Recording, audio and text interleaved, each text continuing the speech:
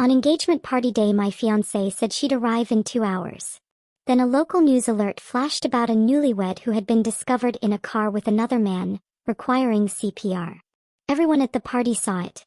They silently laughed and shot me weird looks. While they waited for my embarrassment to kick in, an old friend, Lucy, approached me. She pulled out a ring and proposed, saying that she would marry me and be my happiest wife. I thought she was going to save me.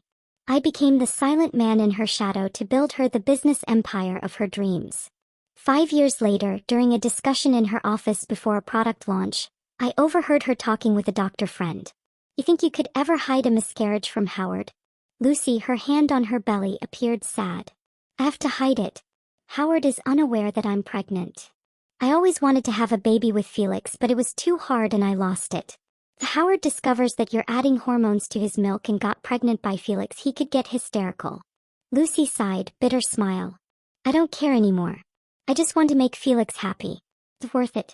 As for Howard, I have wasted enough of my life on him. It was a one-way street with me doing all the work all of these years. What I imagined as love was just a dream and I had to give up. You are being so unfair to Howard. He's been so good to you. He has done plenty to make your company successful. What did Felix do that made you gamble Howard, a guy so great? Is it worth it?" Lucy looked torn. "I'm not sure if that's worth the effort. As long as Felix is happy, I'm fine with loving him from afar. I intend to pay Howard money. If we can't have kids, we will adopt." Her friend sighed. 5 miscarriages for Felix? You will destroy your ability to have children. And it soon. Lucy, with her head in her hands, "I know. I'll have a child for Felix, then I'll move on to Howard." I froze, my hand suspended mid-knock. Coffee spilled on the floor. The sound of footsteps shuffled me back to the kitchen. I believed Lucy's miscarriages were my fault for not taking good care of her for 5 years. I hated myself and wept quietly at night. But now I know none of those kids were mine. The miscarriages, she said, were due to Felix not caring about her physical health. Her promises were write-offs, she said. The fact that I believed them is ridiculous. I was useful to her. I covered for her affair with Felix. Nothing more. I was wiping my tears furiously when I heard footsteps and turned around. "Why you standing, honey?" "Lily wants her coffee," Lucy said suspiciously, glancing at me. Forcing a smile, I said I spilled it by mistake, was going to make a new one. She saw my red eyes and hugged me. "What's wrong? You have the face of a person who's been crying." I hid my pain, shook my head. "Just got news from tech. Our car AI system is ready." "I'm happy." "Really? That's amazing." She excitedly kissed my cheek. 5 years of work paid off. "Sorry, I'm not doing well enough to celebrate tonight. I'll make it up to you." Why did I need such a reward anyway? She described herself as asexual, disinterested in intimacy. I honored that, tamping down my own urges. I used to be so excited for the whole day whenever she started something. Now, however, I realize it was just another kind of pity for my faithfulness on her part. She was only indifferent to me. To guarantee Felix had a child, she secretly put me on hormones so that I'd be sterile. When Lily walked out, she cast me a brief sympathetic glance. Had I not overheard their conversation, I would have never recognized her expression. At night, showered, I read in bed. Lucy, in a slinky dress, served me milk. She came and sat next to me and gave it to me. "You've been reading all night. Rest with some milk." I cast my eyes down at the frothy milk and felt my heart break. Before, the way she made milk every night felt loving, something to brag about. Now I think it masked her lies. She noticed my pause. "What's wrong?" "Milk should be drunk warm. Eat this. Doctor's orders for your stomach. Drink it, all right?" She held the cup to my mouth, and I knew if I resisted she would shove it down my throat. I resigned myself and drank it down in one go. Something that had once tasted sweet now felt like poison. My stomach turned and I ran to the bathroom to vomit. Behind her walked Lucy, softly rubbing my back. "Why are you vomiting?" When I turned back to her, she avoided my eyes. Maybe thinking my response was due to the hormones in the milk. My head was messed up or the meds were kicking in, I don't know, but that night I had a 105.8 degrees Fahrenheit fever. I was totally out of it. Lucy was running around attempting to bring my fever down, but it wouldn't budge. She had no other choice and finally decided to take me to the hospital herself. Halfway into the journey, her phone rang. She noticed the number and slammed the brakes, causing my head almost to hit the dashboard. "What?" Felix had gotten drunk and started a fight, and he knew. She blabbed. She looked at me and, noticing my eyes were closed, breathed a sigh of relief. I'll be right there. She hung up and shook me awake. Honey, an emergency has happened at the office. Have to head back. You will have to take a cab yourself. Before I even had a chance to register, she got out, unzipped my seatbelt, and basically yanked me out of the car, like dragged me straight out. I watched her drive off into the night, the red tail lights disappearing, and a chill ran through me. I called Videshi. Ma, I'm ready to accept what's written in Baba's will about the marriage alliance. Cancel my domestic identity. I'll be there in 3 days. I walked over 10 kilometers in high fever until I finally went bang. When I woke to find someone had brought me to the hospital. It was already the next day. My mouth was dry. I drank water but realized no one was next to me. A nurse passing by poured me a cup of warm coffee. What are you doing out there with a fever like that? Kind of lucky a passerby spotted you and brought you here. Your phone says wife, but she hung up on me when I called. Then her phone was off. Your wife must not love you or care about you. I simply smiled at her bitterly. It was a notification on social media that I saw when I looked at my phone. Felix had posted last night. I have zero regrets about meeting you. The grid filled with images of Lucy smiling and laughing. She looked so fondly at someone. Her engagement ring staring back at me. Comments were buzzing. Felix, aren't you worried that your wife will find out and divorce you? What are you talking about? Lucy is the real thing as far as Felix is concerned. Felix responded with a cheeky emoji. I have blocked the home tiger. Keep it a secret, everyone. He blocked my ex-fiancée Candy and the current wife, but made it visible for me. I was about to click out of the app when I spotted that Felix had messaged me a link. I opened it to a couple's online journal filled with declarations of love, blogs of intimate conversations, thousands of pictures going back 10 years, whereas on my phone I could count the number of photos I had of Lucy in 5 years on one hand. Arguing several times over for a picture together. She'd always refuse. Not the picture taking, but the third person she couldn't squeeze in the space. I was simply the unlucky fool in her universe. Well, I took a screenshot of the photos in Felix's post. They did blood work and hormone level checks before I was discharged. Lucy was still not home when I arrived. The surveillance revealed that she never did. I glanced at the crystal wedding photo framed on the wall. Has a crack right where Lucy and I were. I was tearing it down when my phone rang. The boss. Don't forget today's product launch. We want you on the ground as the lead architect. Okay, I'm changing and coming now. Then I heard the host at the event calling the person in charge to talk. I had adjusted my suit to step up and Lucy told me to stop. Howie, you were delirious, just take a break. I had Felix cover for you. I was confused and then I peered closer at the fading hickey on her neck. Her collar pulled up over her face, a look of guilt. Felix is new, he has to earn your faith. You are well respected, you don't need to be in the spotlight. As he walked by, Felix gave me a smirk. You're full. You're mine man Toto, the man you're going to marry, but soon enough you're going to be someone's wife. Lucy's heart belongs to me. I held my tongue, but the veterans were whispering to each other, clearly uncomfortable. Defense Felix was sure of himself, dispensing a rant before a clapping crowd. Lucy gazed at him with admiration, but my heart was cold. Felix was reeling off words from my speech, locked securely in my drawer which only Lucy accesses. My struggle was now Lucy's gift to Felix. As Felix wrapped up and the reporters asked Felix, we hear Howard's efforts helped make this car system a success. Thoughts? Felix shrugged it off. Because it takes a village, not just one person. Everyone contributed. A few words and he belittled 5 years of sleepless nights, the longest boondoggle of which was a 20-hour shift. I poured my heart and soul into each design, each version of the plan. But what really explodes my heart is Lucy here, listening and clapping like she could be on Broadway. Felix was giving a good speech, all humble and praising the team. That's impressive. Lucy just caught my eye, her applause came to a halt. It was not meant like that, Howard. I know you're the real MVP here, she said. I looked at her stone-faced. Lucy, you know how important this system is to me. I've awaited this day for 5 years. Lucy still had eyes only for Felix as he came closer, turning her back on me completely. I'll make it up to you, I swear. Are we able to talk about this later tonight at home? She said, sitting Felix down next to her. Later? Is there even a later for us? After Felix took his seat, some of my colleagues began talking sardonically for me. Unbelievable. What kind of person is he? With such thick skin. Exactly. That's the work of Howard he's taking credit for after being here just a few days. I can't believe it. Everyone knows how much work Howard put in. Upon hearing these comments, Felix became teary-eyed and told Lucy, "If everyone hates me so much, then I will leave." Then he bolted out, crying.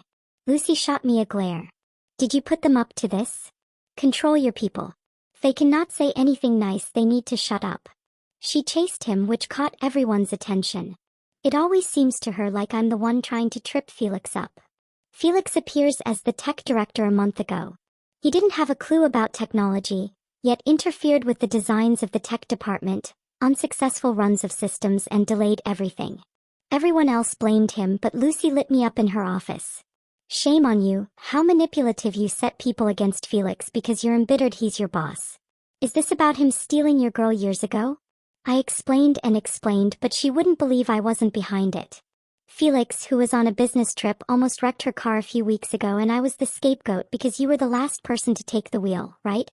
You knew something was wrong and stayed silent about it, hoping Felix would get hurt and you could relish that little bit of revenge."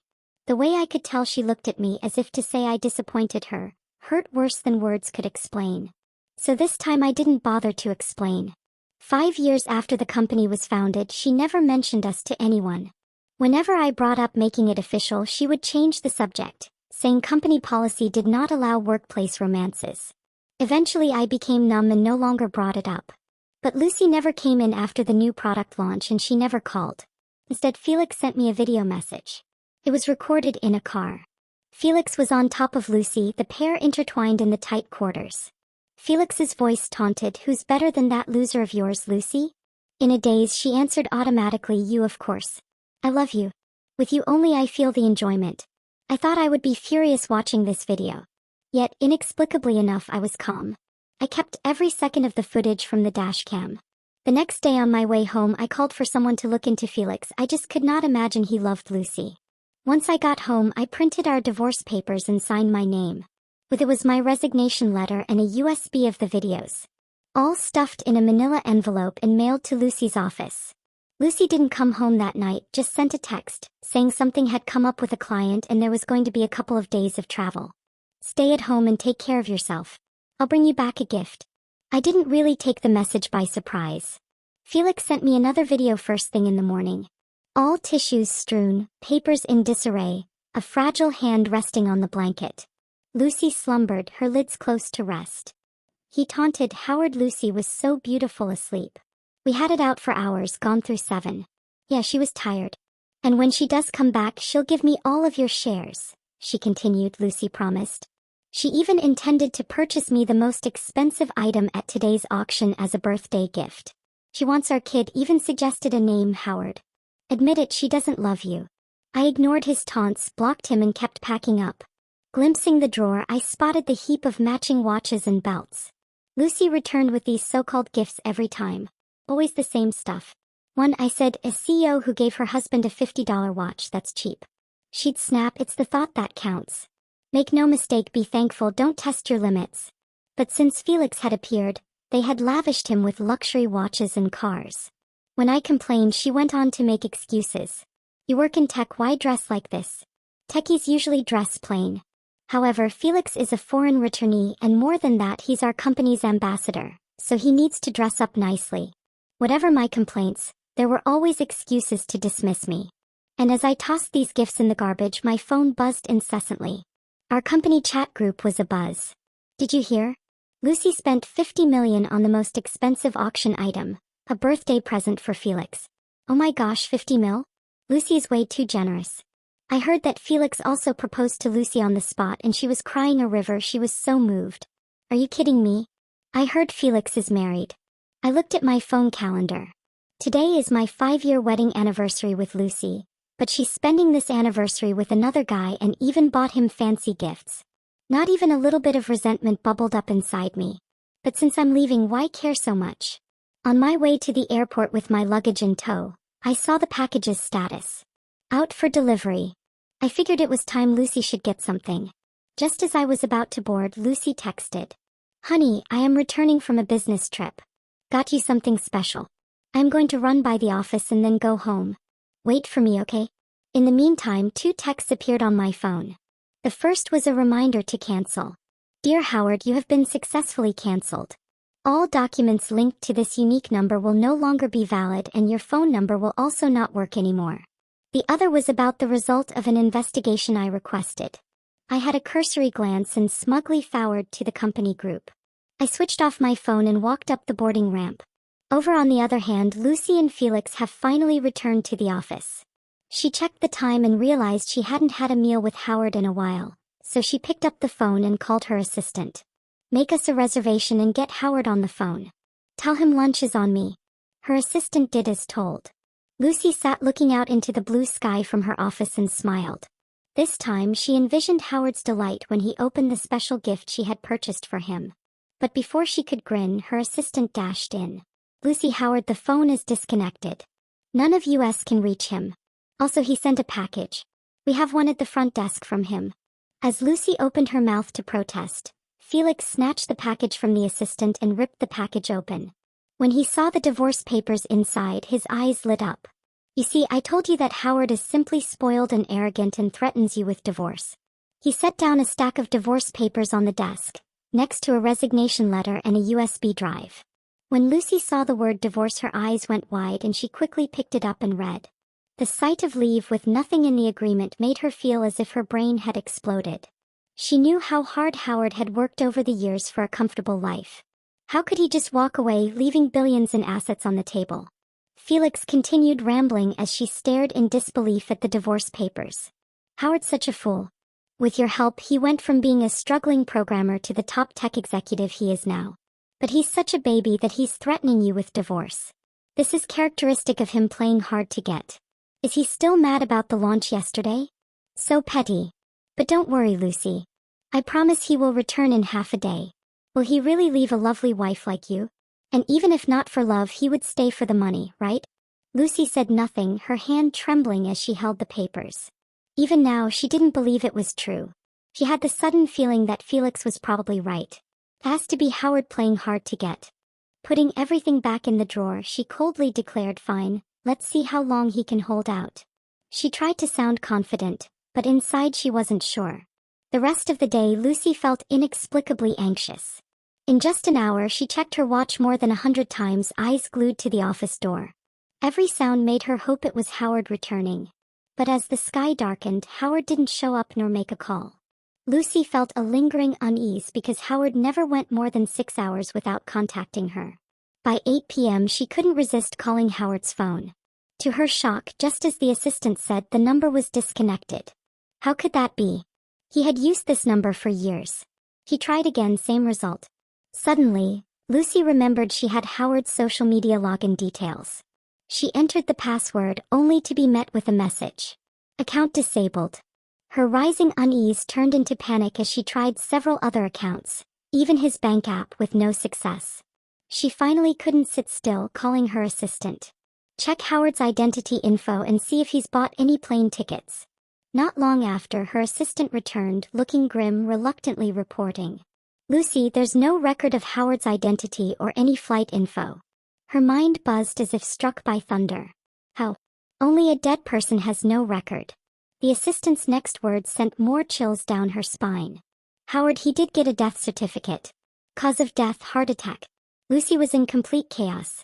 She refused to believe a living person could get a death certificate. Suddenly, she remembered the USB in the drawer, hurriedly plugging it into her computer.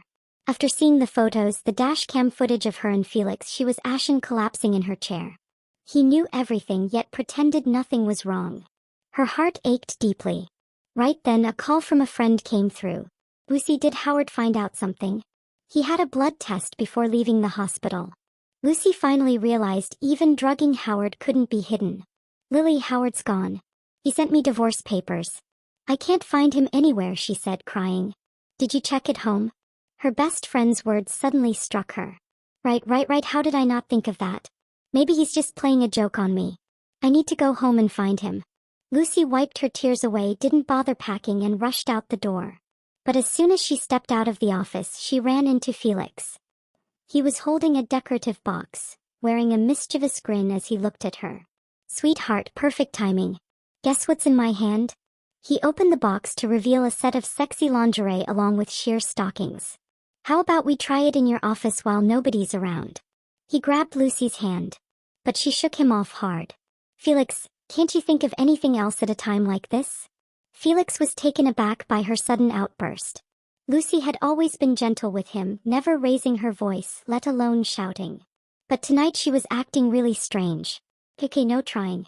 But do you remember you promised to go with me to that new restaurant? Lucy just wanted to head home to find Howard, and dinner was the last thing on her mind. I'm busy. You have a wife at home. Why not go find her? When she tried to leave, Felix blocked her, looking at her suspiciously. Are you worried about Howard? I've already told you he's not worth your concern. If he's really gone, wouldn't that be better?